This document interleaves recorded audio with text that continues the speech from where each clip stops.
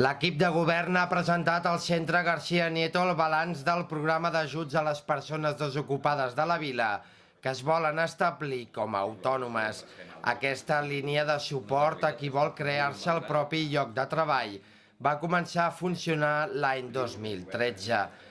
Durant els darrers 3 anys, 77 persones s'han beneficiat d'aquestes subvencions de fins a 800 euros. Aquests diners es destinen al pagament del 100% de la quota mensual del règim especial de treballadors autònoms al llarg dels primers 6 mesos. Després, durant el següent mig any, l'Ajuntament paga fins al 50% de la quota d'autònoms. Entre 2014 i 2016 s'han creat 73 noves empreses. S'han obert 23 comerços, 17 empreses dedicades als serveis a les persones, 16 als serveis a les empreses, 8 al comerç a l'engròs i a la restauració, 3 a la construcció i 2 a la fabricació. A l'acte de presentació del balanç del programa d'ajuts hi era Gerard Il. Viu a Molins de Rei des de fa 3 anys i s'ha acollit a aquest programa. Ha aconseguit posar en funcionament una agència de màrqueting digital. A més de diners, l'Ajuntament també ofereix assessorament. Vaig començar fent un pla d'empresa, tinguent uns assessoraments amb diferents actors que estan dins del món empresarial, des d'un economista fins a una persona en capacitació de coaching, etc. I llavors vaig fer tots els plans d'emprenedoria, totes les formacions i cursos que ofereix l'Ajuntament aquí.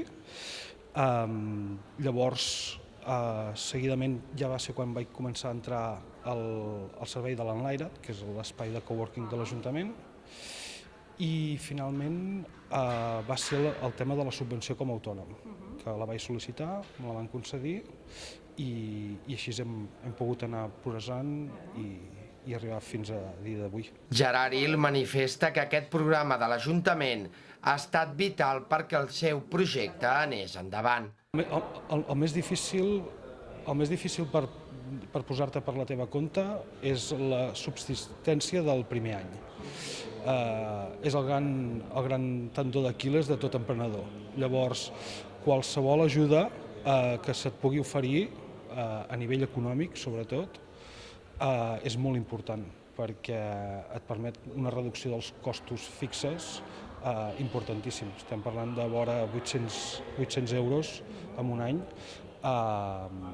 repercutits en els teus pagaments d'autònoms. Per tant, és un cost important i una ajuda. Ara som vora de 5 col·laboradors, més 2 que estan a temps parcial, i segurament a partir del mes de juny-juliol obrim una segona oficina. I per tant l'empresa està creixent, està anant bé, més del que ens esperàvem, la veritat. El pla d'empresa l'hem superat ja en escreix, els càlculs que teníem. El programa d'ajuda als nous autònoms presenta novetats a partir de 2017. Ara, a més, podran optar a una segona línia d'ajuts de fins a 1.000 euros. Aquests diners s'han d'utilitzar per fer front a les despeses de tramitació relacionades amb l'obertura del local de negoci. L'alcalde Casals ha explicat que la prioritat de l'Ajuntament durant els anys de crisi ha estat clara: fomentar l'ocupació mitjançant la contractació directa o bé afavorint la creació del propi lloc de treball. El batlle també ha recordat la taxa de supervivència de les empreses a la nostra vila.